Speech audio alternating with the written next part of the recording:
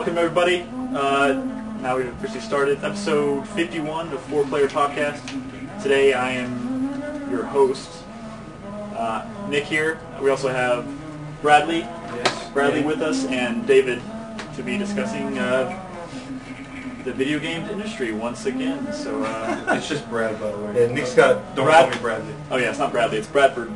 Bradford. Ridley. So Bradrick, also. Like Patrick. Bradrick. So let's go ahead and jump right in, I guess, with our impressions for the week. We're going to start with what we're playing. Since I'm the host, I'm going to go last. Okay. So, David, we're going to start with you. Yeah, jerk The off. gaming... What? the gaming Scrooge of the week. The Scrooge. The gamer Grinch. Yeah, we're holding some Christmas references. Alright. It's not Christmas reference, it's jackass Scrooge. They both are Jack off. related What's to all Christmas. Anyways, so- okay, let's I guess move into it, sorry. David? I did play a little bit more Devil May Cry 4. I told you I was going to finish it before the show. Didn't really exactly happen. Brad and I had the chance to play some Pixel Junk with Brad the other day. And then started playing some Rock Band and stuff too, man. Rock Band and... Wait, the other night when you were all playing, or is that...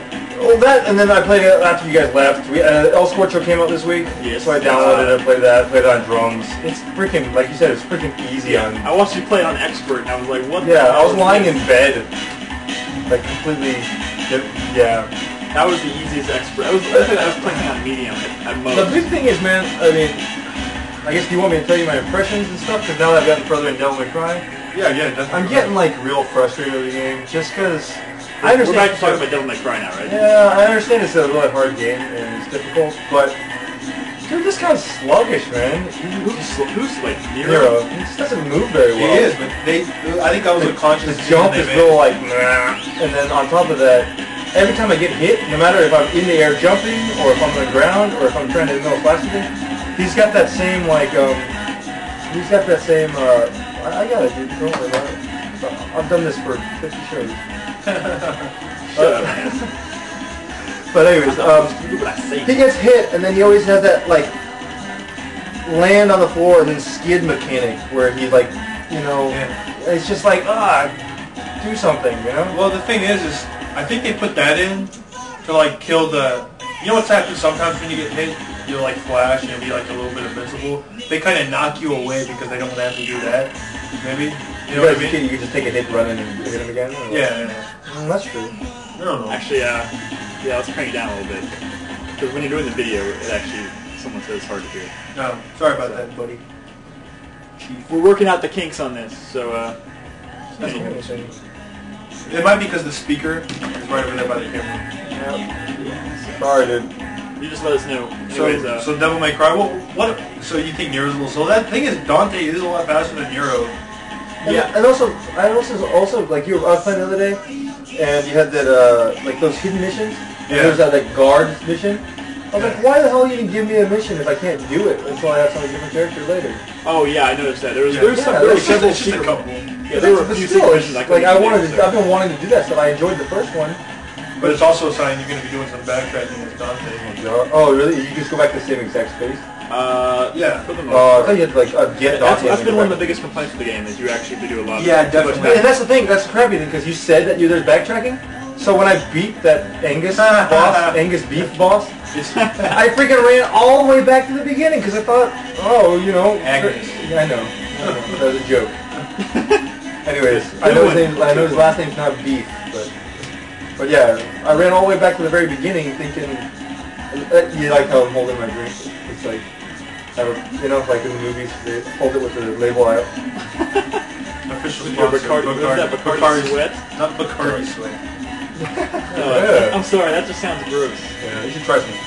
Sweat if you don't use Japanese. Anyways, yeah, so... Yeah. No, I mean, he did the exact same thing that, like, everybody did in that mission. Where, like, after they beat the boss, they forget about the cutscene where the bridge connects, or they just forget where it is. And he they end up backtracking. Nero actually goes out and says, he's like, well, I guess I better head back to town. I was like, oh, okay. Now you think you're too literal here. Cause Yeah, no, but that's what happened. Yeah. And then, in the story-wise, he is going to be heading back to the town. I don't yeah, think but he's now free all of to a sudden, go. like, I'm in a forest now, in a completely different direction. Yeah, it's a little weird. One thing I did like about the Force is that it's a change of, like, It's your great. typical environments that you see in Devil May Cry. It is a beautiful environment, but that is the one area in the game that really makes the crappy shadows stand out. The shadows. Yeah, the shadows are a little. Everything else in the game was Cry 2 beautiful, shadows. but they had a really crappy lighting. Well, not a bad lighting engine, but just the way it runs makes the shadows really jagged. But it is a nice change of pace to be in a forest for once. That's true. I don't really understand why all of a sudden you're in a bright sunlit forest, and the next thing you know you're in a snow area. Don't question that. That's cool. But he tried to make it seem like it had to do with the demonic invasion or something like that. Oh, should we mention a newcomer's experience of seeing Devil May Cry for the first time? Or it was what's his name, right? Should I say his name? Doesn't matter. First name. The guy who came over the other night and was watching me play Devil May Cry and he had never seen Devil May Cry. Oh, Fred? Yeah. Oh, yeah. He was asking all these questions that are they're clear questions, but we're so jaded as gamers and used to the Devil May Cry universe that we're like, well, I mean, it's not that. It's just I was laughing. Brad was trying to be nice because Brad kept laughing at his questions. He's like, I'm not trying to laugh at you, man, but. Yeah. I mean, that's the thing. I'm not trying to laugh at you. It's just happening now. I don't remember exactly what he was saying. Well, he was saying that's hilarious. Just the bullets will keep you suspended in the air. Yeah. He's like, hey, wait, why is it that just because you're shooting, you don't fall? And Brad was like, well, that's just kind of how it works in this world. It's funny because he named about 4 things, and he was touching on each of the things that make Devil May Cry. Right. So I just thought it was really funny. So I ran into a big boss, and he's like, is that the boss of the game? And he just started laughing because he's like, no, when you get to a boss, you'll know it's a boss. Well, yeah, that's the thing, because when you first encounter a regular enemy, it's like a cutscene, and they're real big, and you're like, holy shit, I'm fighting a boss, and you realize, oh wait, it's just a regular Devil May Cry enemy. That's what David mentioned earlier. Yeah. Do you mention that's one of the things you really like about it, is that when you think you're about to fight a boss, it's going to be something, even the regular that's something I like. You don't know you don't know it's not a boss until right after you beat the first one, they throw 3 more at you. Yeah. There was an enemy near the end of the game. I'm not going to mention what it was, but you're going to mention what it is. It's one of the last new enemies you meet. Let's just say that. And yeah, it was a pain in my ass. It almost killed me 4 times. Actually, it killed me 3 times before I finally figured out how to beat the damn thing. I think I know what you're talking about. That guy killed me also. Yeah, the game is. Was he involved with a certain element? Yes. Why do you guys do this, man? We're driving. This makes me not want to play it. No, I want to get there. You said you were thinking about not even finishing it in the first place 2 or 3 hours ago. Yeah, here's the thing. I'm trying to tell you. The part. No, you gotta push it. It's because you get falling down. No, It's frustrating. I love that part. I love the part where those freaking platforms disappear under you, and you're all rushed trying to fight guys. The problem is, I can't do what I want to do. What do you mean? Because those ghost guys, you can grab them, and you grab all their ghost part away, and then they fall. Yeah. And then so what I do is I just want to knock them off the thing and have them fall to their death. Yeah. So I did that, but then because I hit twice, he does that super slash and just flies right off the screen. Flies right off. First time is great, dude. Yeah. I was like, the platforms were disappearing, and then I used my double jump to get back up. It was fucking awesome because it was so precision and The problem is, that's the beauty. You can't fight on those. You can't. All of a sudden, it got to this one part where it's just that one square. You can't fight on it, and then they're all trying to shoot at you. Here's the thing. It's first of all, they have certain abilities and moves that cater to different situations. That's why Devil May Cry is so deep. For example, Nero can get a double jump maneuver, which when you're standing on one platform, keeping the double jump going, will keep you from getting knocked away. Also, that move, that streak move, it's a forward advancing move. You might even have level 2. You can also buy moves that he can do that don't advance him forward. It's just that's the thing Brad told me because I felt like I was doing the same combo over and over again. It was kind of getting boring, and he's like, "Well, you can just buy more new moves." I was like, "Oh yeah, that's true. I guess I could just buy new moves." You could refund your old ones and buy some new ones. Yeah, and maybe that's the next step. But again, that's not something that I'm crazy about. But see, here's the thing: buy new moves. And And here's the interesting thing about Devil May Cry, because you play a lot of games this way, or Ninja Gaiden also. The thing is like Ninja Gaiden, I think in Devil May Cry, you're gonna notice as it gets progressively harder that you don't have to buy you're like, oh, why do I have to buy the new moves? This works fine. It's kind of boring. But then I'm telling you, we'll buy some new moves that'll make it more exciting.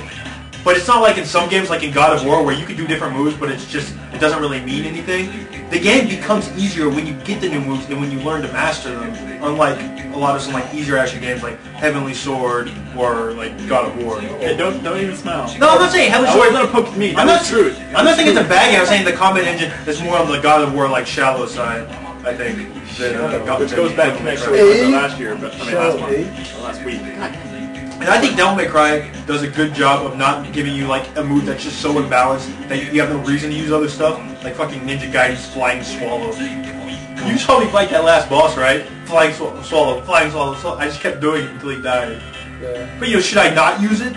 It's there, right? Right. I have a quick question. I don't know if it's possible. I read somewhere on the net that people who were fighting Burial at the beginning, I heard you can actually juggle him like you do a regular enemy. That's at the demo. I didn't know about it, right? But you do know that at nearly every boss in the game, you can get up to a certain point where you can do something with Nero's like Devil Bringer. Well, yeah, I know the Devil Bringer move, but I heard you can actually hit him in the air with a sword and shoot him and juggle him in the air like a regular enemy, which would be crazy. But I never figured out how to do it.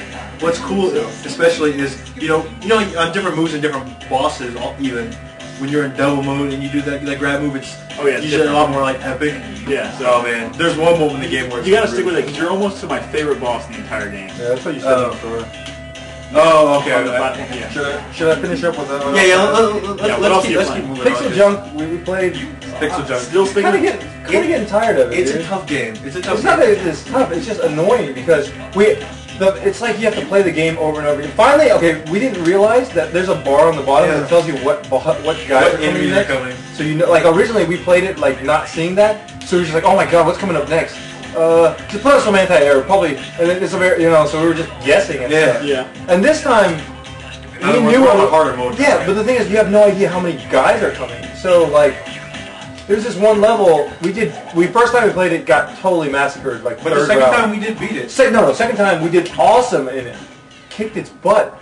But then like the next to last thing coming in was like a load of like these super hard guys, and we needed all cannons for it, and we had all like arrows, and we didn't know because the whole entire game we were planning against other stuff. And so all of a sudden we had like 18 of our 20 guys, and then they all get wiped out like the last 2 rounds. Yeah. And the boss was next, and like.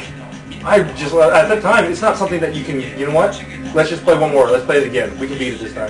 Because it's something that each level takes so long. Yeah. You just, oh man, I don't want to do that all over. It's frustrating, but it's fun. Aren't you interested in seeing like what kind of new towers No, are I do, out? but how do you, how many towers do you unlock? We're still on the basic 3. 3 towers, but there's like a total of like 8. And the thing is, there's this thing where you have to rainbow all the things, meaning you don't lose a single guy.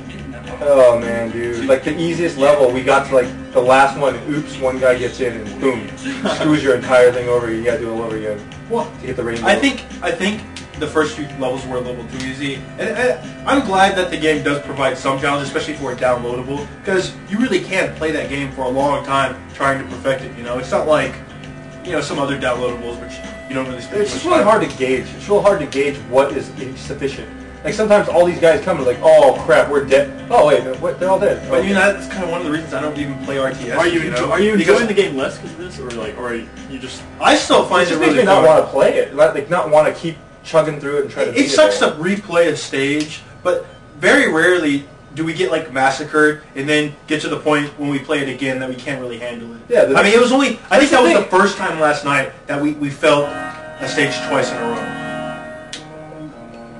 You know what I mean? And even then, it was very close to the end. That's funny, because if you were to compare the way you're talking about it now to the way you were talking about when you first came out, well, I mean, it's different. It's not as light of a game. First time, the first time it was like lighthearted, it was fun, like So is it just becoming more challenging? And but I think we're also getting smarter because now we know, okay, because of what's coming, let's just kill all these anti-airs.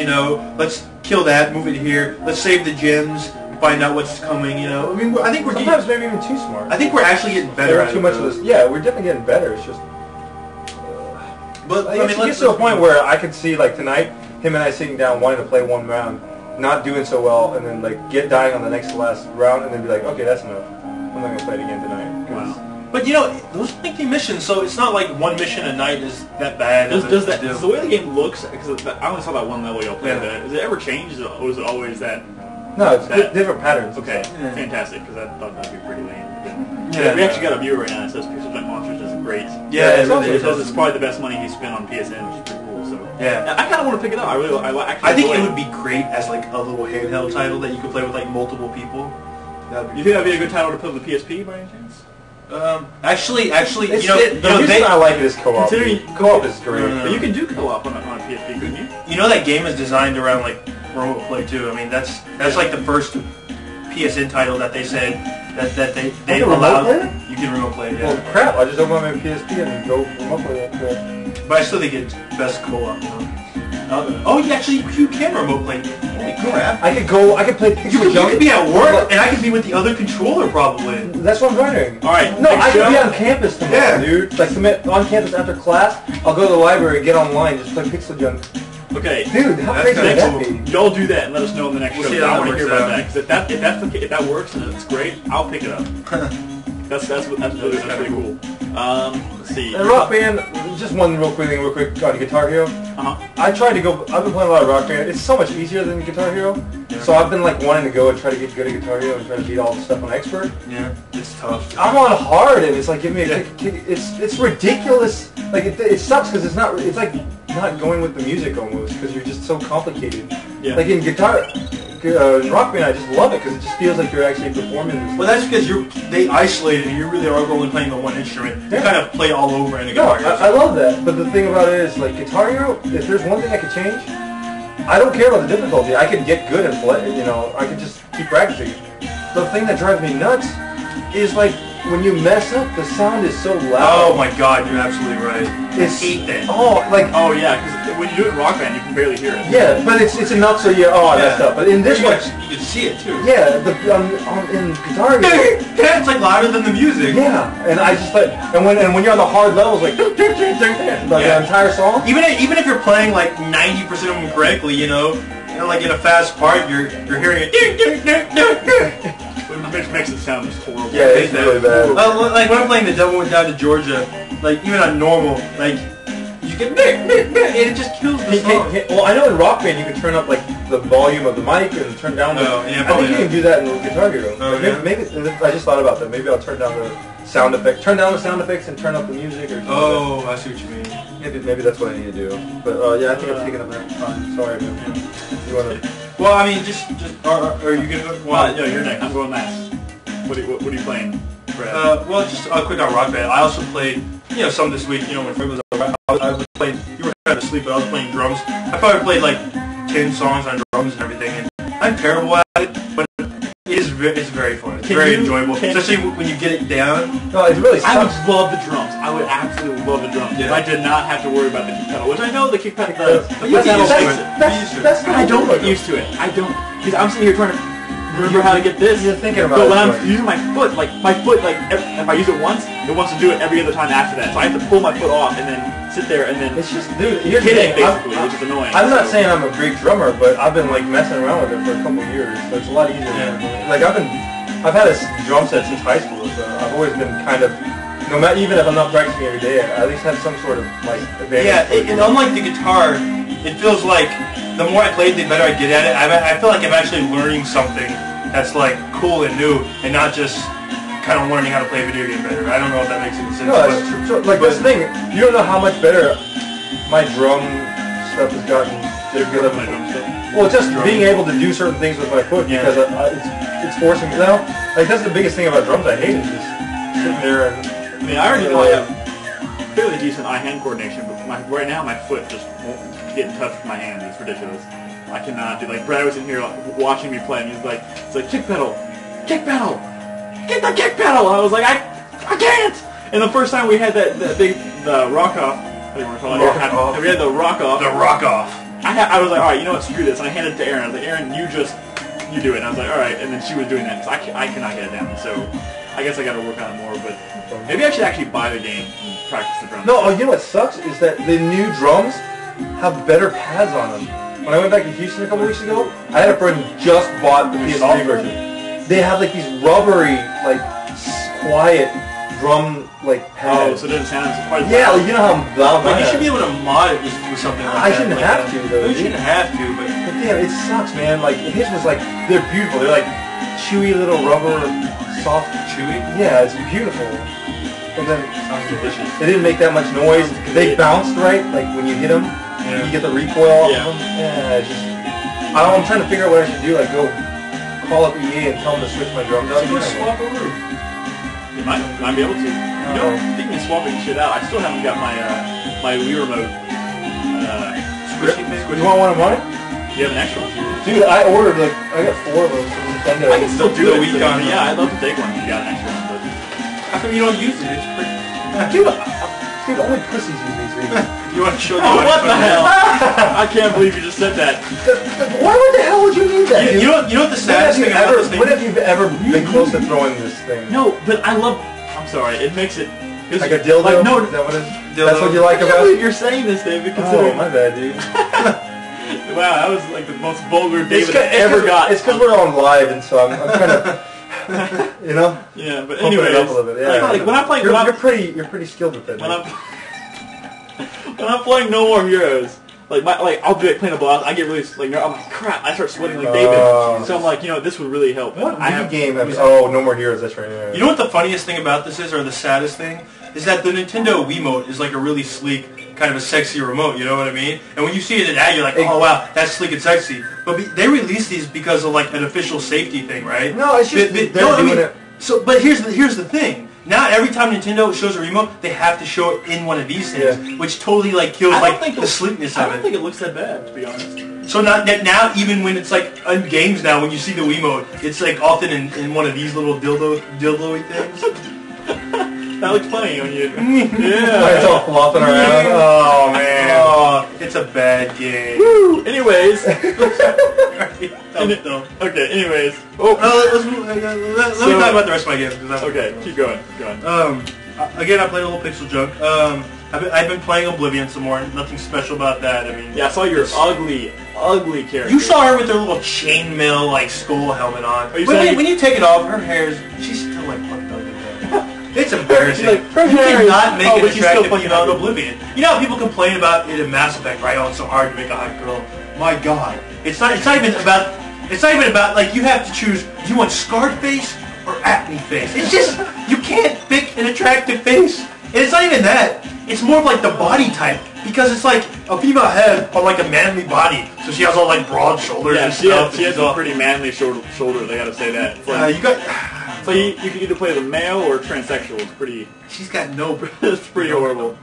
But why did you decide to play as a girl? Because I was Imagine. playing girls on video games. Really? I'd rather look at a girl for 100,000 Even a hours. butch girl? Huh? Even a butch girl? I didn't know she was gonna be so butch.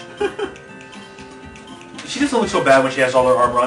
The thing is, certain armor in the game actually looks really cool. It's just when she's wearing like robes and stuff, because I'm a mage, where it's like she's not very curvy. So, how much have you been playing? A lot, or just like a couple hours? Or? Well, no, I've been plowing through it, but it's Oblivion, and it seems like I can go explore cave after cave, do quest after quest, and a guild quest, but I still haven't touched like the main quest, since the first couple weeks I got it, just because I've been doing other stuff. So the sense of progression is a little weird. You don't level up in a traditional sense. You level up your abilities, and like for every so many of your major abilities you level up, then you level up, like your character. But the game also sort of has the enemies sort of like level with you to an extent. Yeah. So like to feel like you progress, you have to actually be buying like new spells, getting into equipment, because just leveling up doesn't necessarily mean you're going to be that much better. I'm getting nervous, man. I'm going to start playing this game soon. Yeah, I mean, the cool thing is it has a difficulty slider. You can just turn it down if it's No too way. hard. I'm not. Really? Yeah. That's kind of weird. I haven't touched it, but That's just crazy. Though. I just Turn feel it like I'm down. going to be overwhelmed. I mean, there's so much stuff you got, so much freedom in that game. I don't really know. It's cool though. I love the free. I love when you first get out of that sewer area and you're just like that. One of the best moments for me. When we open up, you just see the whole world. Yeah, it's beautiful, man. I really hope they make another one. But it gets really big. Maybe make a character with a lot of strength, because I'm playing a little mage girl and I'm investing nothing in strength. So I go into these dungeons, I get all this awesome loot. I'll go sell by town. I'll pick up like one sword. It's like you are over encumbered. Yeah, I hate the over encumbered. I can't carry shit. It's annoying. I have spells like feather and stuff, right? Yeah. Which will make me like lighter, so I can carry more stuff because I'm a mage. Yeah. But even then, it's like when it wears off, you are over encumbered. and I still have to buy like a more powerful version of Feather to like, you know, so I can carry more stuff. But I have to sell all this stuff to be able to afford the spell, and I can't make a bunch of money because I can't keep any of this shit because I can't carry it all. But anyways, I don't want to dwell too much on Oblivion because I've been playing some new stuff. Okay, what else have you been playing? Is this one? You're playing a lot of stuff, man. Like last week, you had like a... Both of you guys are going crazy on all stuff. Well, it's because ever since, you know, we set up the TV, but I've also been playing Phantasy Star 4. I heard, I started, like, as soon as the Genesis Collection came out, this is, like, considered one of the best RPGs of that era, period. And the people who played it can often consider one of just the best RPGs ever made. It's crazy. You showed me, like, the macros you can set. Yeah, it's so much more advanced than, like, an old, like sort of like an old Square Enix RPG, like say like Final Fantasy 4. Yeah. It's just so different than something like that. But it's also really good. It's really fun, and the music's good. And I love how when you're in a town and you're talking to somebody, your characters will not only fall behind you, but they'll always jump in on conversations and make jokes, and then they'll trigger conversations between each other and stuff just by talking to like a random townsperson. And I love that, you know. Yeah. And it's just it's cool. It's cool. And the thing is I started a while back and I kind of put it down just because I had a lot of other things to play. But I heard the Retronauts, 1up.com does a podcast called Retronauts where they go back and they talk about older like game series, and they did Phantasy Star recently and they talked about the old Phantasy Star games and Phantasy Star Online. And like they love that game so much that their excitement kind of got me excited about playing it again. Hasn't Phantasy Star been one of those games that's kind of gone downhill since... Well, no, Phantasy Star Online... They moved into the online stuff, yeah. But Phantasy Star Online is considered like a really great game by the fans who played it. It's just... the universe was terrible. Absolutely terrible. Like, they refused to even discuss it on the podcast. Because it's such a dark, like, moment for the... It almost nearly killed the series, but... You know, they can always still release a regular Phantasy Star RPG. They said the woman that worked, it's a woman actually, and that's funny. There we go. You see it like it's such a... Well, no, it's actually a woman. kind of weird. Now they know I've some whole Jade Raymond. No, I'm saying it because people don't know that there's women developers out there that are actually like lead designers and So stuff. you said for Portal and then... For Portal and Uncharted, you know, they had females in prominent, if not leading roles. But how come we don't hear about them? We don't hear about them because maybe they're a little fucking, I don't know. But... No, I'm just saying the sad truth about this fucking society. You know? I know. That's the truth. They're not Jade Raymond, you know? And so nobody gives a shit, yeah. But anyways, yeah, Phantasy Star 4, it's really good. I keep going with it. They said that Sega, that woman who made these old Phantasy Star games... I did not have that woman, sexual relations with that woman. We're trying to do a time Yeah, okay. The woman who made those games is still around. Like working for the company, but they have her making some like bullshit, like off-brand brain games for the DS and stuff. And it's sad because she made a lot of great games. What's her name? I don't remember. I'll write it down next time. But it's not just that. She also worked on like Skies of Arcadia and stuff. Oh, geez. I'm telling you, there's talent there. Give her her own studio. Let's do that. Seriously. But one more thing I've been playing was today's stuff. I won't go into too much detail there. I also been playing Space Invaders Extreme for the Nintendo DS. He came in like, holy shit, hollering about. I'm addicted to this game. He's like, play this, David. David, this is awesome. And like, yeah. He plays like Space Invaders. It's nice. No. He did not nearly play it enough. This is not your traditional Space Invaders. It plays more like a Res. More like a... What has that kinds of elements to it? Like every little thing you shoot or shoot off, and depending on the enemy, it makes like a cool different sound that kind of plays with the track. Wow. No, I mean, like Rez, but it's really cool. The gameplay has a lot more depth to it. I mean, in Space Invaders, you didn't get weapon types and stuff, and like... There you go. Do. Have you ever seen the Futurama? Yeah, that's the best. Shoot it! I'm gonna fire up through. Watch as I fire up through my shields. He's a madman! Madman! But seriously, it's actually a really cool game. You get lots of weapon power-ups. There's bosses and stuff, all kinds of bonus modes, and like power-ups. Like when you beat like one of these bonus stages, you get really cool like power-ups and stuff, like multiplayer. And all of a sudden, you'll be like controlling like 2 ships, so you have like twice the firepower. And just really cool stuff like that. I mean, it's a fun, addictive game. And what's cool is that there's a... When you beat like an arcade level and you beat the boss, it'll save you so you can go to the next stage. It's still a hard game, but it's not but it doesn't make you play all in one playthrough, you know, which is nice. It is nice they don't do that stuff. And there's cool modes. There's like Wi-Fi and like versus mode and stuff, which is sort of like a puzzle mode to it. But I'm enjoying that quite a bit. Real quick, let me touch on like some of the X and A games I've been playing. I posted a video on JTV. It's highlighted where I talk about where I'm playing a few of these X and A games. Like a week ago, yeah, demos. They released these X and A games for free to download. Even people who aren't paying for X and A, so you can go on the marketplace. Oh, the X and A game. Yeah, oh. X and A. What do you think about Xbox? No. See those crappy Xbox Live demos like Uno and No. Yeah. Like that. X and A is like Microsoft said. They released them? Yeah. Oh crap! But it's only for like 2 weeks. You can download them. Can you do it right now? You can do it right now, and I'll show you how to do it because you actually have to download the X and A thing. It's free, but you have to download that But first. these are all demos of yours. They're all this demos is, again. this is stuff that people are still working on. Yeah, they're still working on it. So they're not finished But the up. cool thing is, it's the people. You know, these are games that when they release all these tools, you can pay like $100 a year, and these people have been designing their own games, and these are a few of them, and some of them are actually really, really awesome. Dishwasher especially. I saw the video. I was like, oh well, whatever. Did I see that one on there when we were watching it? That's the You guy with didn't the see much of it. That's the guy with the two big knives and hacking stuff up. Yeah, but I'm telling you, The one that was kind of like the Matrix a little bit. What- Agent or whatever.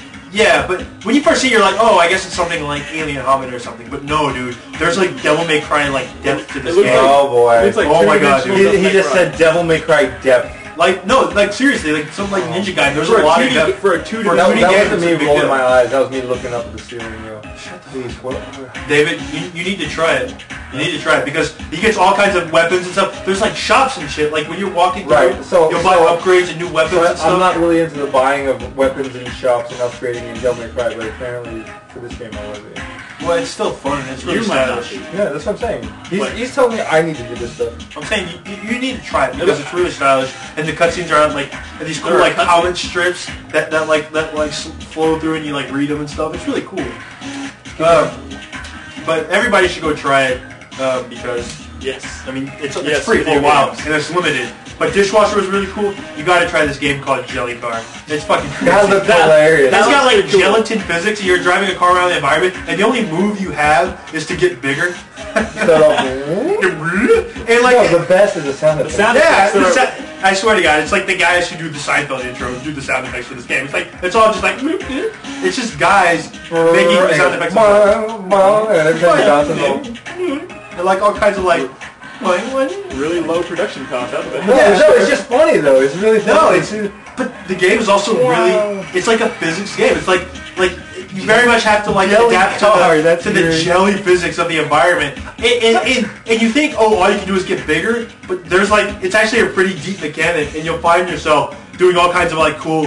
It has like Devil May Cry depth to it. Or no, it's kind of like Oh god, here we go. it just has it's a deeper physics engine than you actually think, and you'll be like doing all kinds of like See, really that's cool. smart Let's stuff. download this after the condensed. Yeah. I mean, if the viewers or anyone listening wants to watch it, Yeah. it's one of the videos that we posted on JTV. After the show, go to the highlights section and check it out. I play a couple other ones. One's called Culture, which you might like. Culture. Culture. It's like Let me see that you one. control a planet, right? It's like a little like kind of Mario Galaxy looking planet. It actually looks maybe a little bit like it looks kind of HD or whatever. You can like zoom in and stuff, and you're just. And all it is like there's weeds growing on this planet. Oh, I like that. That was And you drag this cursor around and you're planting flowers. And like the weeds will constantly grow and you got to plant your flowers and encompass the weeds to make those weeds disappear. And they're constantly growing. The thing is, in the first level, you're just trying to go fast enough, not let the weeds go out of control. But later on, you have this little bar where the flowers are constantly changing. They'll go from like roses to like daisies and stuff. But but the seeds will like progress where like you're planting seeds and all of a sudden you see the bar, oh well in a second here it's going to start turning to roses. But you have to encompass the weeds or the patch of weeds that are constantly growing in one type of flower for them to go away. So you have to go fast enough to where, and precise enough to where you're trying to circle them before the flowers change, otherwise you're going to have to go around again. And basically you're trying to kill all the weeds and then you progress to the next stage. It's very simple, but it's very fun and kind of It relaxing. looks very like next-gen Super Mario Galaxy kind of thing. 'Cause Yeah. it was like a little blank planet, and all of a sudden these flowers are And I was growing like, out if of you. Mario Galaxy planets It was look really this nice, it'd be like so beautiful. Really? And like this could be like a mini game where like it's a power up and he's sprouting like flowers out of his ass, behind him, right? Sort of like you know how when a Kami runs around and it would have been brilliant in something like that. But it's definitely try that. Another one called Little Gamers, which is solely like just making fun of like video games. But it's dumb and it's silly, and you should watch when I first play it because I'm just kind of walking around and I see like a guy, and all of a sudden he starts smacking me in the face. I'm like, what the hell? And like you got this little punch, but you kind of get weapons, you pick them up. It's fun, and that's the one with the little guy running around. Yeah. And I got like all kinds of crazy weapons. Yeah, I saw that one. That was weird looking. It's more funny than anything, so it might be worth trying out. Those are the ones I tried. There's a couple others, but they were kind of like strategy and puzzle games, and I didn't think they'd be too fun to watch on the camera. So definitely check out the video. But that's what I've been playing. I did all that today. So those X and A games. So yeah. I guess it's my turn. I'm gonna try and keep it short and sweet here. Well, we're doing good. Usually we're closing in on an hour by the time What I've been playing, I'll mention it very briefly because I don't even want to start hearing what y'all are gonna say about it. But I beat Turok. I played it beginning to end. It actually took me a lot longer than I expected. I thought it'd be over in like 4 or 5 hours. It took about 7 or 8 actually. It isn't horrible, but seriously, they really. David? No, stop it, I can't stand that look at it. The man likes Turok. We don't judge here. That's right. That's right. We don't judge. Anyways, weapons. If they do another one, which hopefully I think they should do it because it was good enough. It was good enough to warrant a sequel. You know it's selling well enough. I've sold plenty. Yeah. David, watch it. You've been selling a lot of Turok. There's nothing wrong with Turok. It's a good solid Anyways, weapons definitely need to be overhauled in this game because there's no cerebral bore. Seriously uninspired. Seriously. I would like to see like a modern day cerebral bore. What is he? Is there like some sort of inside joke here? I don't know. So, every time we have a Turok conversation, it somehow gets back to cerebral bore. Like it's the best weapon ever. Have you ever played? Yes, I have. But it is a good weapon. It's not even useful. You can't like use it on a boss or anything. Who cares? Well, then what's the point? That would be cool. You can only use it on like weak-ass dinosaurs that you shoot it and they die one. Speaking of dinosaurs and bosses, in Ratchet and Clank you can use the dancing one even on bosses. The bosses will dance around. See, that's pretty cool. But it would. I admit it would be a very nice touch if you could use weapons like that. You want the cool best weapons are the ones where you use throughout the entire game and it just becomes. I just kind of the rules propaganda thinking. They were trying to do something totally original. They were trying to breathe life back into a franchise that's basically dead. That's been butchered, and what do? They come up with what weapons do they put in the game? Ooh, they put a machine gun. Is there a rocket launcher? There is a rocket. It's actually the best weapon in the game.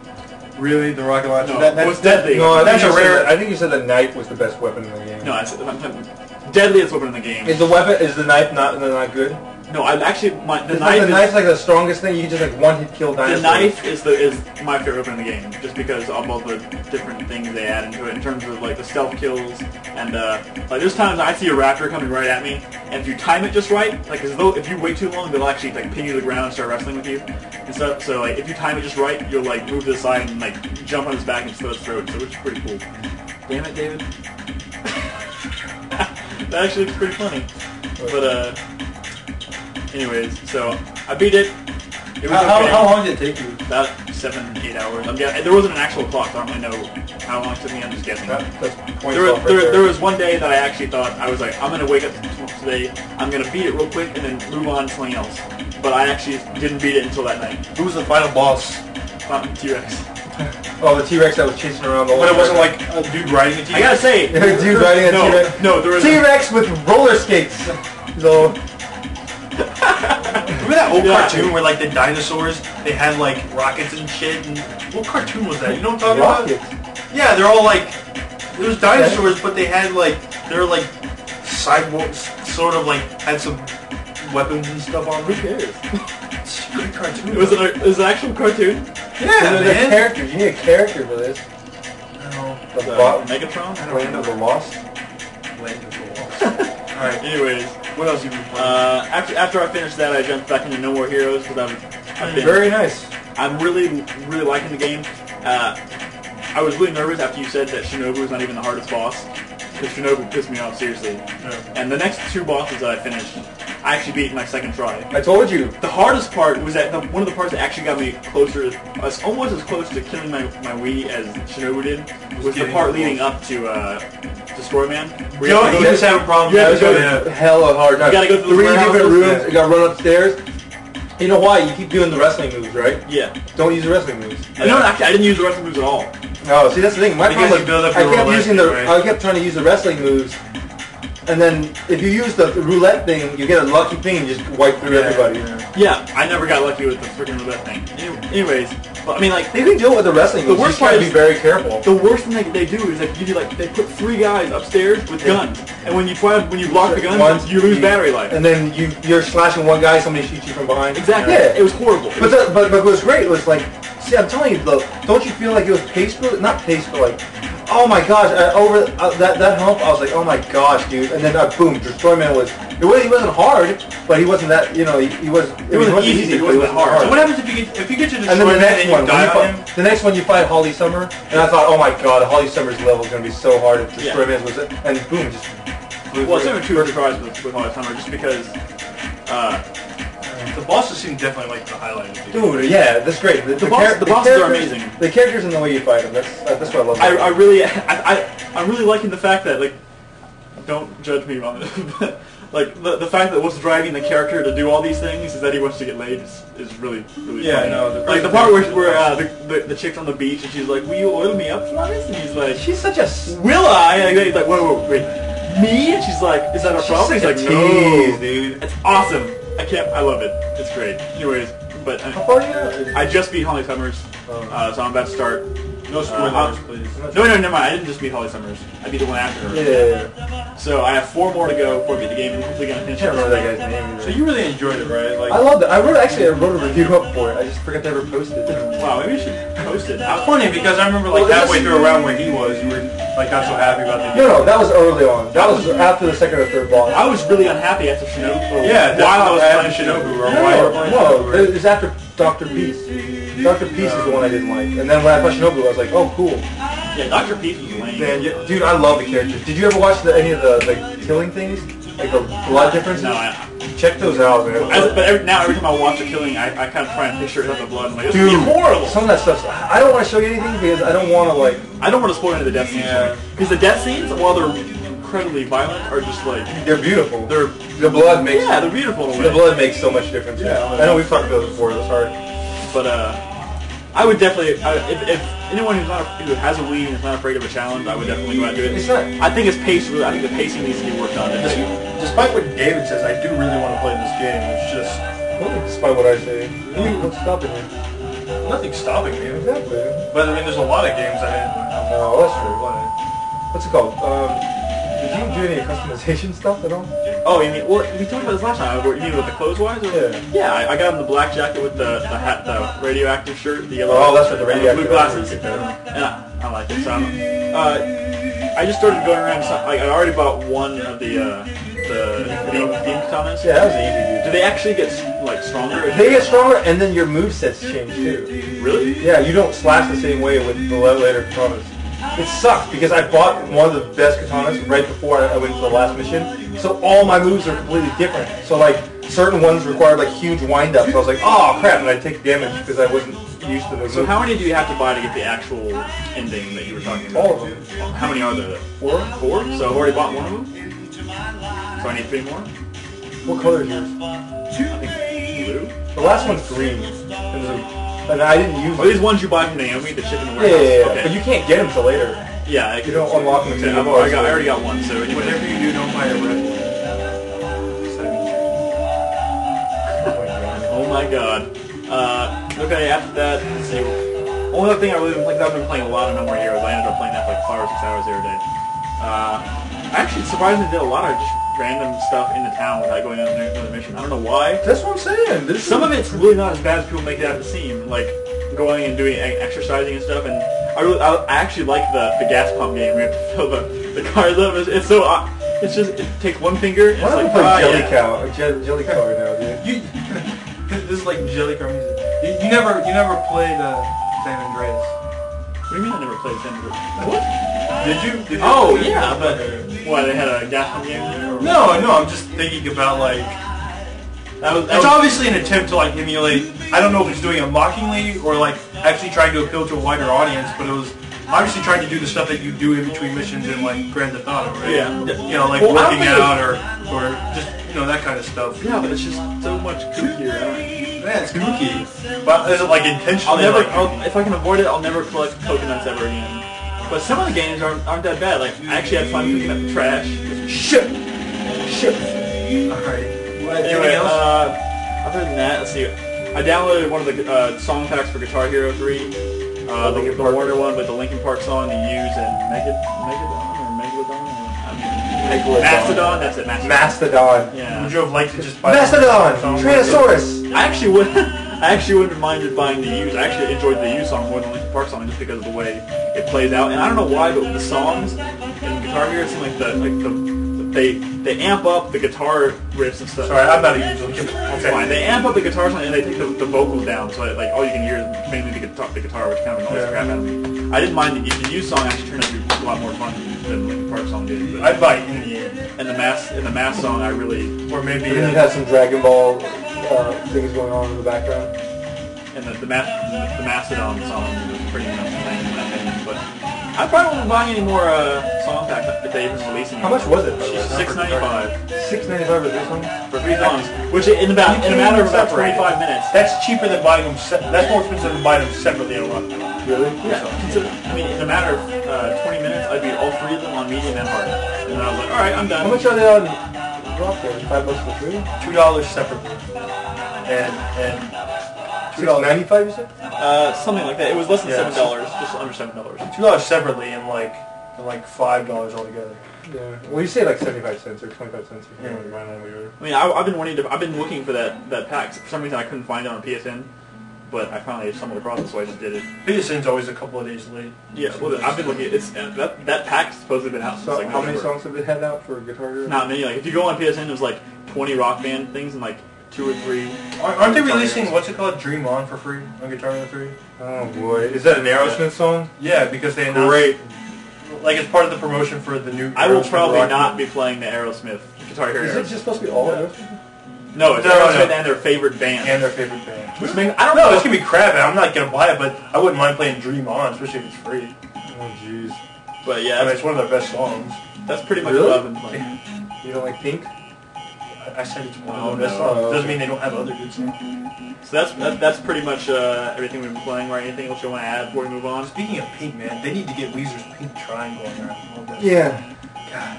Well, I'm sure put Pinkerton on there. There's been a lot of Weezer on Rock Band, so I would totally if they put Pinkerton. If they put Pinkerton on there, totally down with Pink. Oh my god. Change the El Scorcho though. They messed up the solo on El Scorcho. That's not the album version, dude. That's not the album the live version. Maybe? Playing more Rock Bands makes me really It's a toned down, easy version. I really love the way Rock Band looks compared to Guitar. Oh my god, so much better. Seeing The- those little the- assy fretboards, The action, the movement, character movements are so much more fluid too. And like, just like the way the actual the characters on stage look and the way the audience looks, amazing. I like how I hate how characters in Guitar Hero, they just do their thing, and they're just playing. They look like cardboard stand-ups. And if you can think maybe they'll do something different. The drummer, he's like. But man, in Rock Band, you characters rock out, man. It's crazy. Yeah, I like it a lot. But God, I really want to get Rock Band. But Here's here's what I wanted to do. I want to get a band together and everybody play live a show where we all get like 100% on all of our parts. Oh yeah. No, What are you talking how are we about? gonna do that? You gotta be freaking good. Okay, that rules me out. So Did you think I was considering you for this? I hate you. I hate you. All right. You can sing, Nick. Or... We have one more game to talk about that we all been playing. We did our first episodic content last night. Is that we're talking about it now? Cool. Yeah, We're talking about now, right? It's what we've been playing. So. Oh yeah, it's good. So if anybody's still watching, they could stick around for the afterwards. So the idea was that we're gonna play through the entire condemned. We've been talking about this for like a year, 6 months. Yeah, we finally. But we just sat down yesterday and just said, let's do it. Now that we got the camera up and everything. We finally came to the decision of doing it in an episodic content form to build up to the release of the sequel on March 12th. In which case, I'm guessing we're all going to play the sequel live on day 1. I'm gonna be out of town, dude. We'll still play it. Yeah. Well, don't worry, David. We'll still play. I kind of want to be there for it. You can be there live. Yeah, you can pick close it's gonna be the chat room. It's gonna be delayed, dude. It's like, why are you going that way, you noob? He's behind. Yeah, this guy, do it, David. dude, I don't even know how he like. The first thing he does when we played last night, he goes in the room. You see the guy run to the right. He turns to the left. I didn't see it. Even when we went into it, We went back and we saw it on the video. Even then, I didn't see it the first time. It was like way up in the freaking distance. but I saw it, dude. Yeah, but so personally, I had a lot of fun. I think we had. It was fun. Thanks Matt for showing up too. So if y'all want, tonight's gonna be our second official episodic content or episode of our condemned walkthrough. We'll probably play about an hour. We're gonna play a couple more hours. Hour and a half or so, and then we'll continue probably sometime next week. Yeah. So we will have the game completed before the sequel. Oh, that's easy, dude. What I'm worried about is when are we gonna do Fatal Frame 3? Yeah, our next one, I think we should do Fatal Frame 3, which is because I've had it for a hell of a long time and never played it. When does Fatal Frame come out? No. It's just about that. He picked that game up like when I first. I picked it up day one. I've only played less than like you can't 5 find minutes. that game. And there could have been people who would come in and like, I'm looking for this game. But looking for. You know what's great about Fatal Frame 2? I mean Fatal Frame also is that a lot of people they either didn't try it because it doesn't get great reviews, or they're just too afraid to try it. Like me personally. That game but scares the hell. I think people will tune in and watch this game. This shit scary. No, because the thing is, man, somebody was like, "Oh, hey, you guys are playing the game wrong." Because you're supposed to play it by yourself in the dark, all alone, and scared. Dude, that's the whole thing. I can't play by myself. Yeah, neither can I. I won't play games like that by myself just because. I played the first 2 Fatal Frames by myself, but I scared the crap out of me doing it. Yeah. And sometimes if it gets to a point where it's really that scary, it kind of takes the fun out of it. Like I have to stop and be like, all right, that kicks the shit out of me. I gotta go do something. Like I've never played. I wanted to. At one point when Doom 3 came out, I was like, as a test of my manhood, I'm gonna go turn all lights off, play Doom 3 on my computer by myself in the middle of the night. Did you do it? Yeah. Hell no, I didn't do it.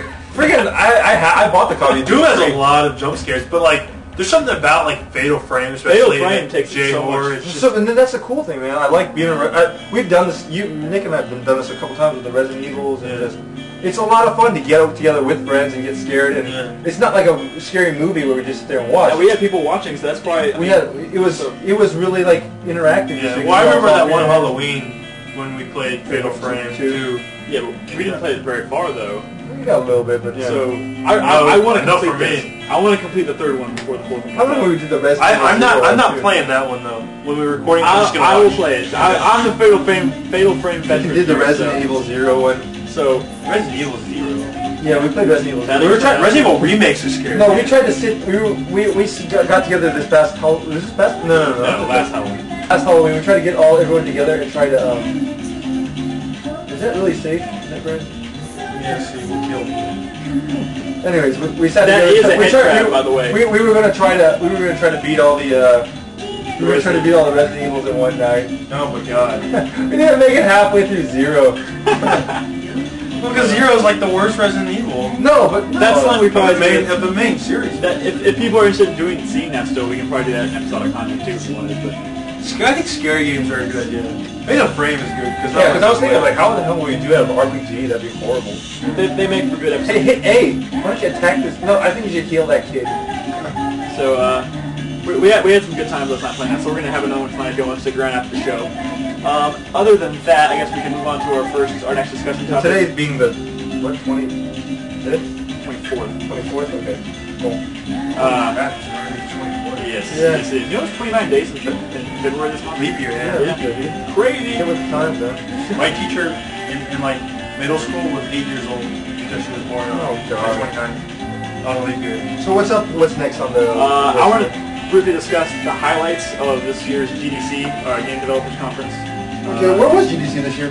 San Francisco? Yes. Okay, is it ever there every year? I don't know. I think so, yeah. I never know because I never get invited. One day. Let's go to Austin. I'm not exactly a game developer. Let's go to Austin GDC this year. Is there an Austin? Yeah, there is. Like, cause I was listening to like podcasts today, and Dennis Dyack was talking about, last year when I was at the Austin GDC, it was like this, and this. So what's the other one that's in Austin then? That's the one. It's a developers conference. Oh no, I thought it was something else. I thought it was called something else. I don't think so. But go ahead. So first of all, before I talk about the things I want to talk about, was there anything that stuck out in y'all's mind about this year's GDC? I know you are we strictly talking about GDC stuff? Or yes. Anything from this year's GDC that... Well, can I talk about the 1UP show? Since you showed it. Well, I don't want to take away your stuff, but no. Brad had me watch the 1UP show the other day, and the big central theme was like, yeah, the big companies are doing a bunch of cool stuff, making stuff shinier and prettier and more bad guys on screen. Yeah, meatier. Yeah. Meat, M-E-A-T-I-E-R. Oh well. But it's really the independent guys who are actually like pushing the envelope and doing the cool stuff, like and that's where you got a bunch of the X and A stuff from, right? Yeah, well, I mean it's something a little different, but it's the same idea, the same theme that we see a lot of the creativity nowadays coming from these smaller developed games. And there's some cool stuff he was showing me. Some really cool stuff. Well, wait, did we ever find out? Remember that one kid they were talking to, and he was like, I just woke up today and made a game. Like his name was Forrest or something like that. What game did he make? I still didn't ever find out. We can find out what game he made, but it's not like the game he made, like just that one morning, was the game that he entered into the contest. So that they were just trying to say that this is what these people do. They make games during their free time because that's what they love doing. Yeah. And they don't have a budget or anything. Where big people like with the budget, they should be ashamed of themselves for just putting out the same crap. It's really great. Like I've been downloading a lot of these games, like just kind of independent games over the past few months actually. Yeah, I've been slowly kind of watching you do this thing. So it sucks because some of them I can't actually play on my shitty laptop. Like there's this one I really want to try, which said I can't run it, but you probably run it on your computer, no problem. World of Goo. Have you seen any footage of World of Goo? World of Goo, man. A lot of that stuff getting picked up too, though, right? It won 2 awards at the show also. Really? World of Goo? World of Goo, yeah. It looks amazing. And Fez looks really great, which is sort of like Fez Crush, but it's you have to watch it. You have to watch it enough, dude. I kind of turned away, and then like later on, I was like, "What the hell?" Yeah. I actually posted the video on our site. Like it's all 2D, and like I was like, "What is this, Super Nintendo?" Yeah, I posted the link on our blog site of the Fez video. It's really cool. But what we're saying about this GDC. Yeah. There's some cool stuff. Like I think certain aspects of the Fable thing are very cool. Yeah, well, that's the first thing I wanted to talk about. I think you need to go ahead and start talking first. Yeah, let's talk about this. Peter Molyneux did he did a private screening for that co-op feature. He introduced 2 features. One was the co-op. He talked a little more about the combat that's going to be and the family thing, and the whole family dynamic where you get married, you have kids, you haven't come home in 6 months, and you see them, that kind of stuff. That was pretty cool. I mean, it also was the first chance to actually see Fable 2 running and like see how what the actual game was going to look like. Everything else so far has been like a downgraded, simplified version of like all the environment stuff because they were still working on it. This looked like the first actual finished, fully developed area and stuff, and they got to walk around and interact in the environment. Yeah. But the co-op feature was what I thought was personally really, really cool. You'd be able to actually start a game on your own Xbox and then take your hero and upload him onto a friend's Xbox and make him kind of like a sidekick or whatever you want to call it. Yeah. I forgot what word he was using. Here's my key term for this discussion. More. More? More. What do you mean more? There you go. Keep going. Throughout the discussion, you'll kind of understand what we're talking about. Okay. I fully expect you to explain yourself with that one, but the idea behind it was that you could have a friend come into your world, and the way they interact in your world would affect your world, your gaming world, even after they left the game. So, like, the example of the demo... I remember this. So, he wanted to... First of all, Peter Molyneux's character was a girl. Yeah. So he wanted to show off his family. He was like, let's go meet my family. And he's walking down his path, and then he comes up to what I thought was like a beautiful, he had like that house and a huge windmill making a shadow, and that was beautiful. He's like, this is a piece of real estate that I bought my family and moved them in here, and he's like, I haven't been here in 6 months. And when he first walks through the gate, you see like this little kid come running up, and she's like, Mommy, and she runs up to her, and then the husband walks up, and he's like, and this is my husband, and he gets all kind of like pissed off, like, I almost forgot what she would look like, and so he starts like actually talking about like, you haven't been here in a while, so he'll interact with you assuming that, like that. Crazy Peter Molyneux. But he's like, So he had another person playing with him in his game. He goes, and then when we were rehearsing, he was like, when we were rehearsing for this conference, Josh here decided to improvise, and he goes, by doing this, Kelson pulled out a gun and shot the husband in the face and killed him. He was like, was it actually in the face or you just shot him? No, he just shot him and killed him basically. And the cool thing is that even after he leaves your game, like it's done. Your husband's dead. There's no changing it, and it's affected your world. And like the moment you leave, your child becomes an orphan. He basically bastardize his first son. So like just the fact that you can bring someone into your game and they have just as much freedom as you do in the game, and it can affect your world just how you can. I thought it was really freaking cool. And it's a cool idea. I think it's very ambitious. But it's also like he just kind of blew off like, oh, just be careful what you bring into your game. But it sounded like something really big happened, you know? First of all, I'm not going to bring anyone in my game I don't trust. It makes it trust. See, it shouldn't have to be that. It should be that crazy. Here's the thing. And the big thing, and I'm not the first person to say this, but Peter Molyneux always does this stuff. He always makes it sound like it's somebody. Who was it from the GFW podcast? He's like, Peter Molyneux is the greatest salesman ever, but. It gets to the point now we can't trust him until we play the game. Because we're going to play the game and say, I'm not going to fully trust him until I actually play Fable 2. But he is, like, they're right. He's really good at getting me excited about this game. And that's what I want. I want to be excited about it. I don't want to be like, oh yeah, Fable 2 comes up tomorrow. Maybe I'll pick that up. I want to be, like, really excited about it coming out. That's what he does. And even if it doesn't deliver everything he promises, like, I really enjoyed Fable 1. And I didn't really know about all the hype he built up on it. So maybe that's why I really enjoyed it. Because a lot of people were really pissed. All 10 hours of it? Yeah, all 20 hours of it, thank you very much. But what I did play, I really enjoyed. And I know it didn't live up to all of the expectations that he from what it was supposed to be a good game. I haven't played enough of it, and especially with like Lost Chapters, it feels like much more of a complete game. And nobody argues that it's a bad game. It's just that he promises all of these things, and then like...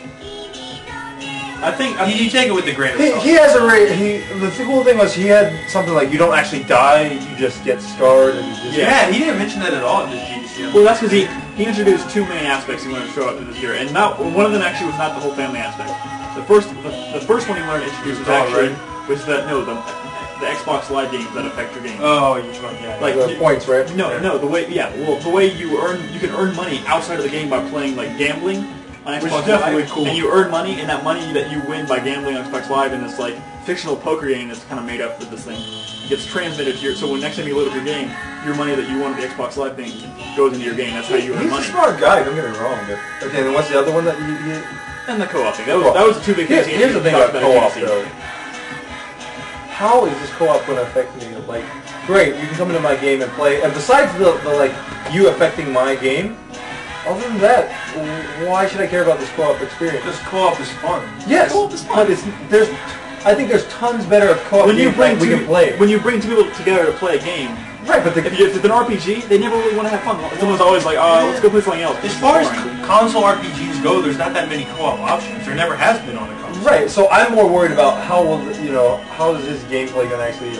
Like, is this game going to be fun? Well, that's the weird thing. That's the ambitious thing. Most co-op stuff or like online stuff in an RPG, it's all like instance-based. You gotta give him credit for trying. Because if he didn't even try, we would never know. No, if we weren't giving him credit, we wouldn't be talking about this right now. That's true. That's the big thing, man. But I think in the first one he promised a lot more. In this one, I think he's focusing on various. He actually shows himself. I love the idea of the dog. I love the dog. Of it being like a real companion that you the dog are attached to, and it's your map too. You know how you don't look at a map. It's your dog that helps you like find things and warns you about things and stuff. See, here's the thing. Okay, so you have a regular dog. He's like a regular character. Yeah. Okay, so if he dies, he's dead. You have to get a dog. Maybe probably. That's the thing. I don't even know if the dog can die. No. This is my question. It's like. How we can help the fight it'd be cool. It's awesome. Like Diablo. One of the coolest things I always wanted to get into Diablo was going into Diablo, making a hardcore character. And if you die, you lose the character, man. I know some have done that. It's crazy. It's scary. It makes the game worth it. That's great. I would love to see something like that in Fable. But I don't see it happening, like working out right. I see it like, oh, whoops. All of a sudden my wife's dead. Now what do you know? Like like for me. I don't want to sit there and just go like, oh, I'll just find somebody else, or like. He wants to make it make it so like sad stuff can happen and actually like affect Thank you. And like you don't just okay, I'll just revive them with help. Yeah, because when that's like going to bed, we're not gonna be like, God, I can't. My wife is dead. I gotta go. No, that sucks. But that's what's a cool idea about it too. But yeah, we'll see how I just don't see how the balance out. is gonna work out. That's the thing. And the thing about the houses, like you being able to buy a house, like dude, I played Ultima, man. Like Ultima, me and my brother would run around like camp in houses, waiting for them to fall, then put up a house ourselves. You had a lot, yeah, so much. And then not only that, just be waiting there, and then people show up, and you gotta fight for the place so you can place your house there. Man, it's great. And in Ultima, you actually had there's only like X number of places you could place a castle. You could actually place a castle down and put your own castle, but there's only like so many places you could put them. Yeah, and it was just crazy. It's like and it's. So for me, I mean, this stuff doesn't look co-op and placing houses and having your own house. It doesn't seem like very. It seems interesting because it's done on console, but on MMOs and online stuff, it's kind of like been done. Before, and awesome on a freedom level, like games like Oblivion, which gives you so much freedom. Where like you getting a house is you picking a lock, sneaking into a house, and killing somebody and saying, "This is my house now." As long as the guard doesn't hear or see you, it's all yours, And it's like they have so many great ideas in terms of freedom in that game. Like I was playing Fable for the first time around the same time I was playing Morrowind for the first time, and I think that killed a lot of the you could do this and this and this in Fable when like I can interact or attack or kill or befriend anybody I want in Morrowind. I don't want the Fable experience to be like, hey, okay, I'm gonna go for a house. I'll walk out there and there's like 6 houses locations you have picked out. You select the one you want. It'd be like that. I see. That's what I'm worried about. Because in Fable, the first one, I was like, you can buy anything in the game. You can buy. Apparently, you can buy any. I don't see it being digital. We'll see. It's not like Oblivion where you come across a fort and kill every. All of a sudden you have the castle. I really hope he actually works a lot on the length of the game. Obviously. Yeah. I wouldn't mind having a short game. I actually beat it. If you do everything, you can beat it. I mean, it's like Mass Effect. If you just rush through it, you can beat it in under 20 hours. If you take your time, it takes about 30 hours. 20 hours? You could beat it in 8 hours. Oh boy. Oh god. Okay. Anyways, I really actually I know Peter Molyneux promises a lot, but when I watch his videos and watch his diaries and stuff, I sit there and I enjoy watching. I mean, that's the cool thing. I mean, like especially if you look at something like I just get Black and White or whatever. Right at Herbie, dude, I was getting frustrated when he was talking, dude, because it's just all this salesman talk, dude. I'm tired of this. Like, look at me. I picked a woman character. Look at me. I'm a woman. Oh. He was like, I have been pregnant. I've been pregnant, and I was just like, shut the hell up. Pretty good Peter Show us, yeah. But the thing with them is, even if all of his ideas don't come out, there's going to be at least a few really cool ideas that you don't see, that you've never seen in any other game before when the final product There's ships. apparently still one cool feature that he hasn't, because he had like the whole thing was focused around 4 big key features, like one being the dog, the co-op, the one-button battle. The only thing that I really think he doesn't, there's one more. He's not paying attention to like the rest of the industry is like combat, because if he thinks he's doing something revolutionary with combat, he's got another thing coming. But yeah, we'll see. Anyways, that's the first thing that I... Have you ever heard of Mark of Cree, dude? Yes. One button combat. I want, oh man. I want a little bit, I'm looking, okay, good. You sure? Yeah, go ahead. Next thing I want to talk about was the Far Cry 2 demo. Tech demo, well, I watched the tech demo. I've been watching a bunch of other videos they've been putting on it. Of course, it's running on a PC. I'm planning on getting it on the PS3. It is officially announced for both PS3. I'll be getting it on the PC. Good. First of all, what did you think? Like, cause the tech demo that I saw that I posted on the site was basically there was no action. It was just showing off the environment, the scale, the weather effects, which are, in my opinion, astounding. Yeah, no, absolutely. I think it's stunning and it's amazing. Almost so much to the point where like, guys, maybe I didn't have to go this far. I probably could have still been a great game without every leaf casting a shadow. Like I usually wouldn't say that about a tech demo, but they're doing so much crazy stuff in here that I'm wondering like they've gone that extra step. But for me, it goes to more like who cares? No, I do care because that extra layer of detail really does like And like the Metal Gear Solid games back in the day, there was always that attention to detail where like you could break every little thing in here. That's something. I think that's something. Metal Gear Solid. That's something really good. No, it has other other point where you get like, oh my, no, you get surprised. You know, I'm like, holy crap, that's awesome. Okay, when you show me the demo like Guns of the Patriots when freaking Kojima was doing it, and he's all rolling over and leaning on his back, climbing over the edge. I was like, wow, this is a demo, but wow, this stuff is all like physical and like side there, and then the perfect example. You have the perfect examples at the very end when he's like, hey, look, this is absolutely useless. We're not going to use it in the game, but we want to show it to you anyway. No, but that's the whole point. It's then why show it to What us? use is a giant cube of meat? That's exactly the same for point.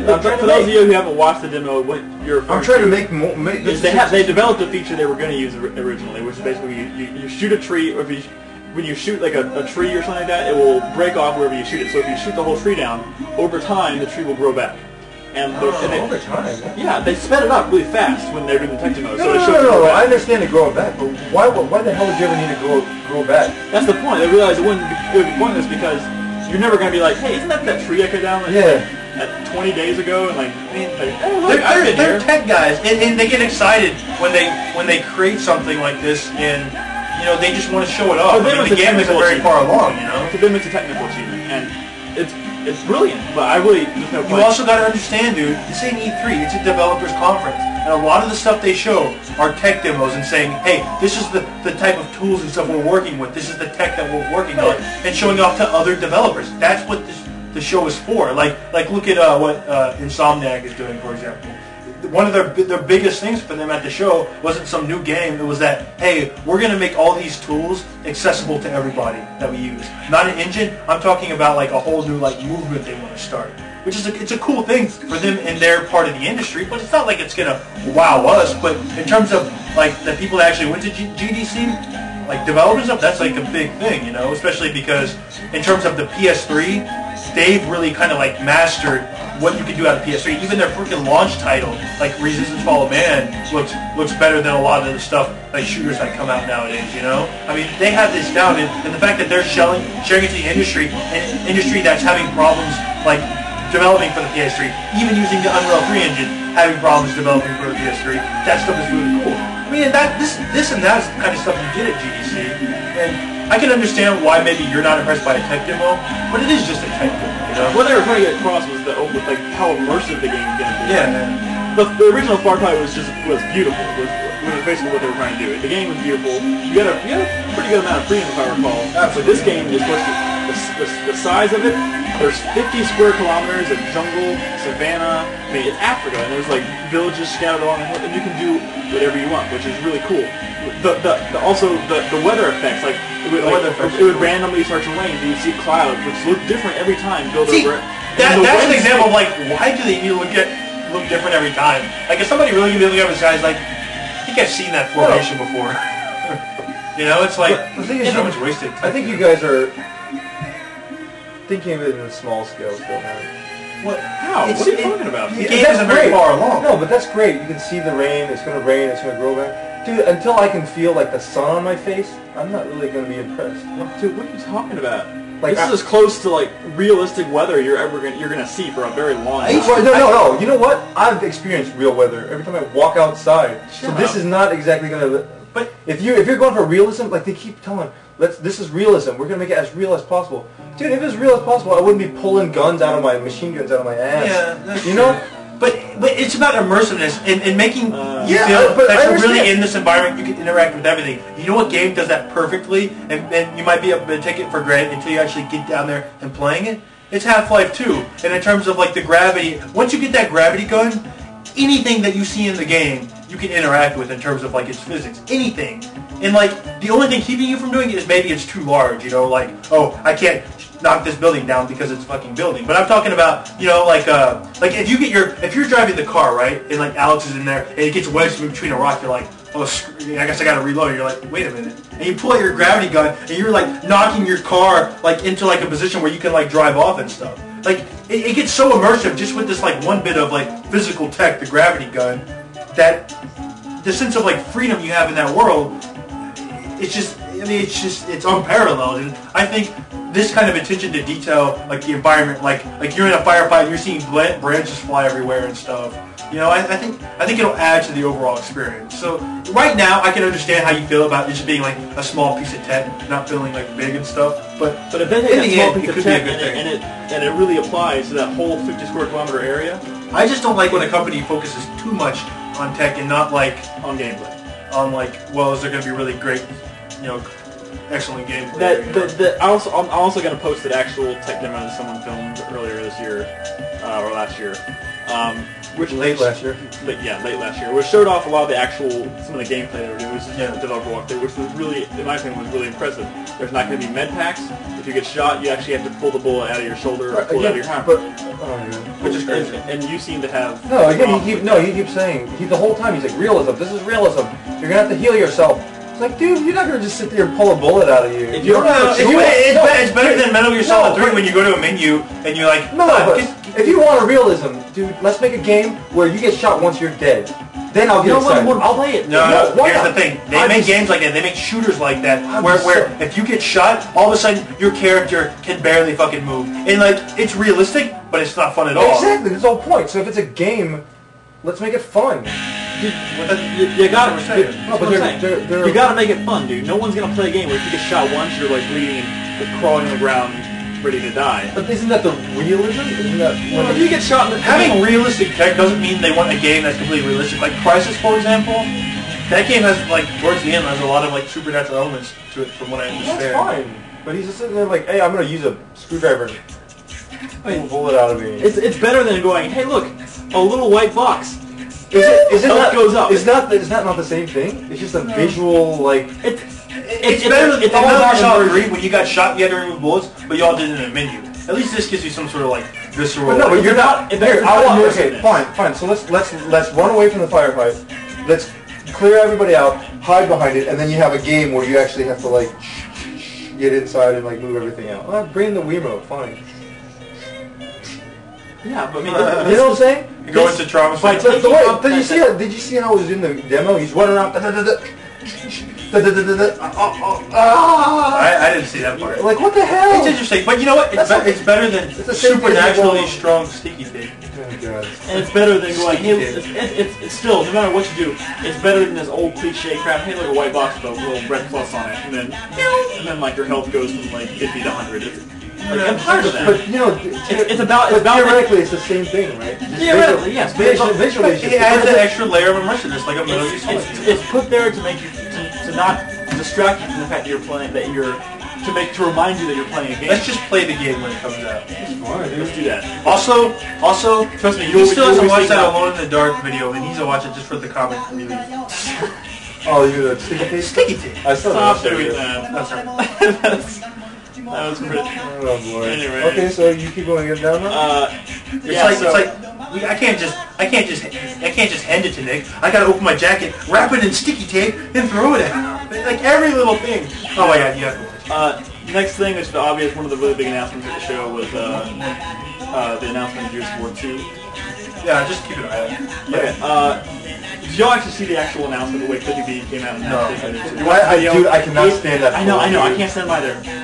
But here's the thing, it was funny because they do this whole dramatic entrance where the lights go dim, this clear screen, it's bright red behind everybody. And you see this guy with a chainsaw, and he's like all the dramatic effects, and then he cuts down to the wall, comes stepping out, and he comes walking out. The lights turn on, and there's Clippy B, this scrawny white guy, and he goes, "Hey, what's up, guys?" And oh my God, it was like, what the fuck? Everyone started laughing. I don't think you realized what they were doing. That's funny. Like, even if he is kind of a tool a little bit. Yeah, he's a little bit of a cocky bastard. But are y'all excited about Gears of War 2 at all, in terms of... I am somewhat, because I enjoyed the co-op with him. Co-op. There you go. I did not enjoy the co-op. Who'd you play with? My roommate. Does he suck? No. Well, man, let me rephrase that. It's not that I didn't enjoy the co-op. parts that were really bad. It's not that I didn't enjoy the co-op, but I had a blast playing the single player. I really enjoyed it. Man, I hated the single player. The only problem with the co-op was when you had to separate it. Yeah, that's the thing, because in co-op, in single player, you die, you're dead, right? Yeah, but it's great. It was great, because we were freaking sitting there reviving each other and It's great, dude. It was awesome. We played on hardcore the first time.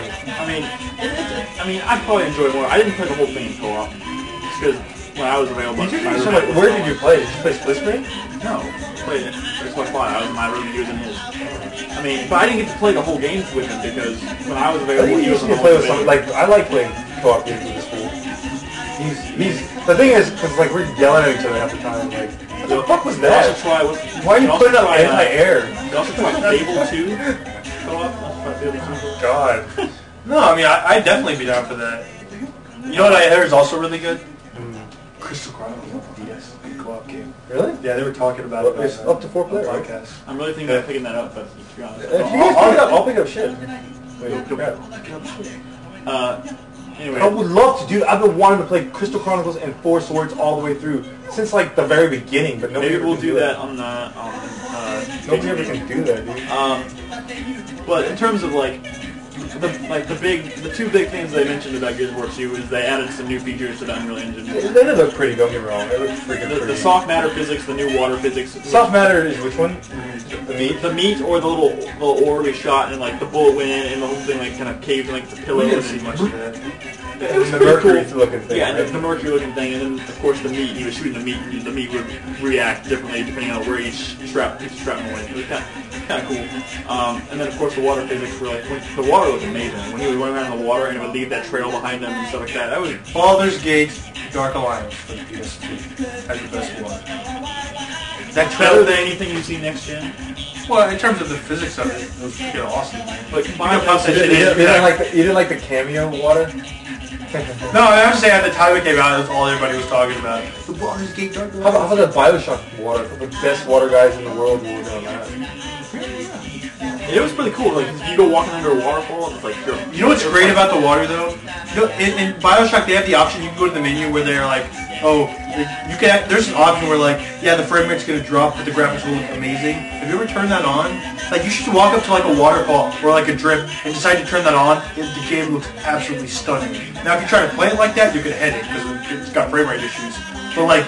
Just like a steel shot, it's absolutely beautiful. You gotta mess with that. I'll give it a shot. Why do you have that in the game? Huh? Why do you even have that in the game? Because it's like an old technical achievement. No, I mean tech demo. No, because those are the kind of options you have on PC, and this was a game that had roots in PC. Oh, well, I mean, it was first like a transferred over to the 360 version. Yeah. No, I mean they came out at the same time, but this is spiritually a PC series, you know. Okay. And the guys who are working on it, they're traditionally PC developers. But anyways, yeah.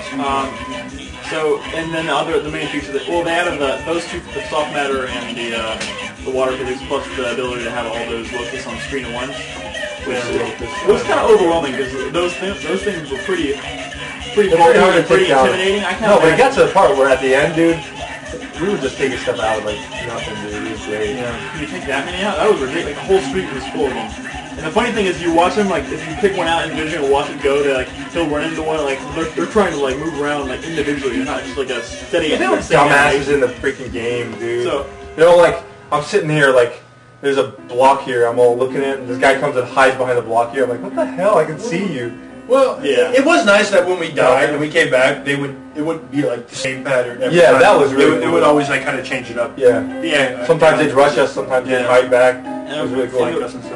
I don't know if y'all think it's a big deal. I don't think it was a very big deal, but they've added the whole chainsaw. Like if you go to attack two people, like, the double chainsaw battle, clashing battle. I don't know. Like pressing buttons. Like, what is that gonna be? Like tap the button, like button match. I really hope not, but I don't know if it's gonna be determined by like. We'll see. We'll see. It's something that I'll be interested in when it comes out, probably. But just not as much as everybody else. I know Gears of War is just not as everybody. That's a good grade. I hope Gears of War. I hope this one actually does look better than the story. Personally, but I mean, it probably will because that was a complaint from a lot of people. Yeah, I don't think the story in the first one was really all that bad. I mean, the way it was it was just like, do you remember any of the missions? You were just like, go get. No, but the story is presented, like it had a real cinematic feel all the way up to the very end when you shoot the final boss and then that's the end. Like there's no. Oh yeah, the boss sucks. It was really anticlimactic. I hope they focus more on that. They need more bosses too. They need some more bosses. The bosses were amazing. Dude, that freaking huge ass boss. that we fought. And Spider? knocked into the lava. Spider. Yeah, the spider. Yeah. That was cool. But that was like the only like What the bossy fuck? boss. We had no clue what the hell we were doing, dude. At first. We backed him all the way back. We're like, what the hell now? We I got him. remember I kept going in between his legs. I got it, keep me covered. Yeah. Keep you covered. It wasn't What until like, we realized you had to shoot the switches or something like that. Yeah, but so other than, I'm kind of looking forward to it. I almost deserved it the other day, but I talked myself out of it. I was like, it's still 11 months real or quick. 10 months away. As far as discussion topics, there's a few things you want to mention. Is there maybe just one thing you want to pick up? I don't know how far are we shooting for the show here.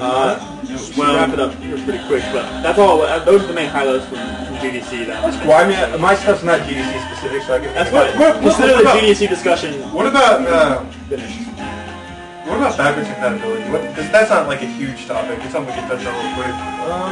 Well, you mean from the PS3? Yeah, because the whole Japanese development thing, that was a little bigger topic. Maybe we can do a little more research into something like that. Yeah. I don't know. It's just a long time ago I heard like people talk. It's like backwards compatibility. It's kind of one of those things that are just.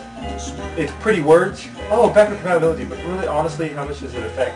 Like, how many times, besides popping it in and seeing how the PS3 game works on your PS3, what else have you really used your PS3 for PS3? I mean, the fact is, I was real pissed off when they took out the backward compatibility. I went out and found a 60 gig before they got rid of them. But, I mean, unless you're like Granger, where he's never owned a PS2, so, okay, now he has a PS3, he can play some of the PS2 games. Other than that, what the hell else, if you really want a PS2, just buy a PS2. The only thing I've really done significant, I wrapped up God of War 2 on my PS3. It's such PS is a little different because there's still some good because there's still some good PS2 stuff coming out. Like last year. No, I don't doubt that there's not some good stuff out. But my thing is, who's actually going to take advantage of this? Not many people. That's why they got rid of both those SKUs, because they started to realize that in all actuality, people care more about the price point than the backwards compatibility. No, but the thing is, I don't think that they completely got rid of it. I think they're just like whenever PS3 becomes this installed user base, when they're not having to compete with 360, they'll add an update. Let's just add an update and add it on later, dude. Well, personally, I mean, yeah, in this backwards compatibility, I play a lot of GBA games on my DS. No, that's different. That's GBA. But that's still backwards compatibility. I mean, considering you don't get very much for your PS2 trade-in value, most people will probably just opt to keep their PS2 and play the game in their PS2. But that's the other thing. I don't have a PS3, but I still play a lot of PS2 games. And if I did have a PS3, I'd be playing them on my PS3 instead of my PS2. I no longer have my Xbox One. I mean, I kind of do. I don't have it with me.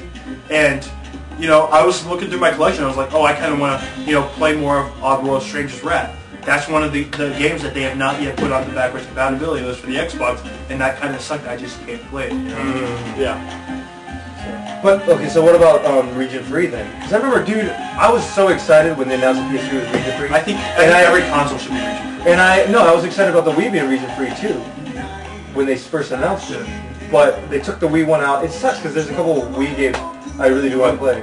The thing is, and I know what you mean, like, oh, I'm importing like all these games or anything for the PS3, but you know what? It only takes one game you really want. And like, look at like these people that are importing Wii's just to play Smash Bros.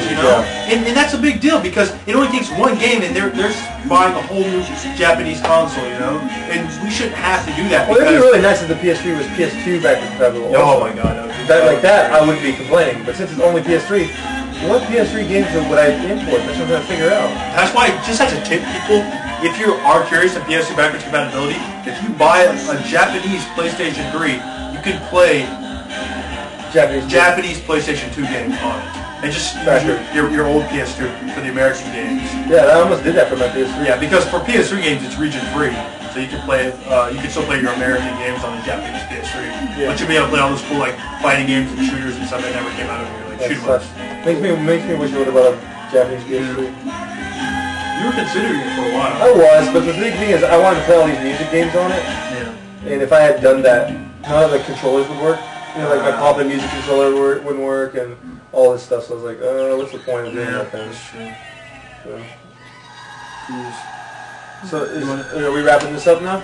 Yeah, we'll go ahead and wrap it up. Move on to our Japanese PS3 plus USA Uncharted equals no blood. Really? Oh, are you serious? Not even like a setting. It's actually the hardware that keeps them having blood. It's possible. That's crazy. You wrote, yep, nope. Yep, nope. That sucks. We'll look into that and get back to you. But we're I gonna don't think we have to. Is that like a growing trend or something? They just The not Japanese have blood blood? over there? I don't know. Especially with the No More Heroes thing. Yeah. I thought blood would be a bigger deal in the U.S. than it would be in Japan. But because if you look at all the anime in Japan, it's ridiculous compared to the U.S. Everything is backwards in video games, I guess. But we're gonna go ahead and wrap up the actual show right now, and then there might be a 4 or 5 minute break in between when we start playing Condemned. But that's show number 51. We'll have it posted on the blog. Not talking about stuff that's coming out. Oh yeah. Well, I guess yeah. I had stuff prepared. That's why. Oh, Okay. Am I the only one? We're gonna There's something I want to talk about, but I didn't want to bring it up. Okay. Big thing. I got rid of my PSP a couple months ago. Yeah. Gave it away. Bought a new PSP finally. You bastard. Yeah. Right? Freaking Patapon, dude. As much as I don't trust GameSpot, 9.0 on GameSpot, I mean, it's got to be something. And for GameSpot, And I would like to make note that I did not play the demo of Patapon. I'm boycotting the demo. I'm not going to let that affect me in my decision to purchase the game. It is only $20 if anybody is interested. It's a good price. I mean, it's Great price. The thing is, man, the reason why I bought a PSP and just decided, like, Brad was like, you just use my PSP. And I was like, yeah, you're right. But if I'm not going to buy a PSP for Patapon, like, that kind of game, that's the kind of stuff that makes me get excited. I'm not buying a PSP for that. What the hell, you know? Yeah. Like, I might as well just give up games altogether. well, except you have like 30 games. Well, then that's the thing. I bought a PSP for Luminous. You know, I'm proud to say I bought You a have PSP. some good games and fun games in your collection. You just No, that's true. But it's not like I was dying to play them, or else I would have bought one already. yeah. No, I know what you mean about once you have that collection, but you don't have the console anymore. Like you kind of get that feeling. Like for example, I have a lot of like Xbox games or whatever, or like but I don't have my Xbox necessarily. But I would feel that, oh, well, I don't necessarily need a new console to play all these. I'm content as it is, Yeah. I understand you get like that, But yeah. you got a lot of cool stuff on there. Anything you're excited Some about? I'm excited about, with the GDC coverage, I'm very wary, but I'm starting to get really excited about 2 Dimensions. Not because of the combat, Wow. because the combat isn't because one of my favorite games of all time is Diablo 2, and the reason it's a great game is because of the dynamic loot system, and it gets so addictive because of that. And they're specifically focusing on a dynamic loot system in this game, and that's what I'm really excited about. Remember Diablo 2, all you're doing is clicking on enemies to attack. It's not all that deep or anything. So it's not that, yes, maybe 2 Human isn't Devil May Cry when it comes to combat, but I don't think it has to be. I don't know if you know, but there's a stick, like you just point the stick in the direction he wants to attack, and he'll attack that. You don't even have to jam it in a certain direction. You just Sort of gently rise on. Or no, you just hold it in a direction of the person you want to attack, and he'll just start attacking. It's weird, and I don't know about it. Yeah, it's silicone But nice. it's I'll give him a try. I read a comment somewhere. Someone was watching a video on game trailer or something like that. And one of the comments they left was, "Is it too late to start over?"